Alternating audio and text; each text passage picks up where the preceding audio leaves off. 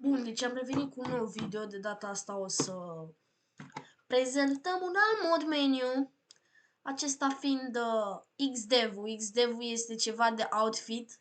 Nu este mod meniu decât să vă faceți voi outfit-ul. La fel, intrați frumos.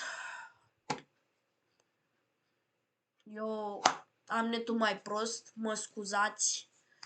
N-am ce să fac. Așa, 5 secunde, outfit editor, după cum puteți vedea. Frumos, îi dați download, eu nu l-am instalat, acum o să-l instalez special. Save. Frumos, vedeți, iar aveți chestia asta, Control și Keep the dangerous file, nu este niciun dangerous file, doar așa face calculatorul vostru, detectează ca un dangerous file. Frumos, show in a folder. Avem aici outfit editor, ban și outfit editor și gata. Nu sunt sigur dacă trebuie să-i dați open înainte să deschideți GTA-ul, nu cred. Ba da. Așa. Opa, am deschis prea multe. Așa.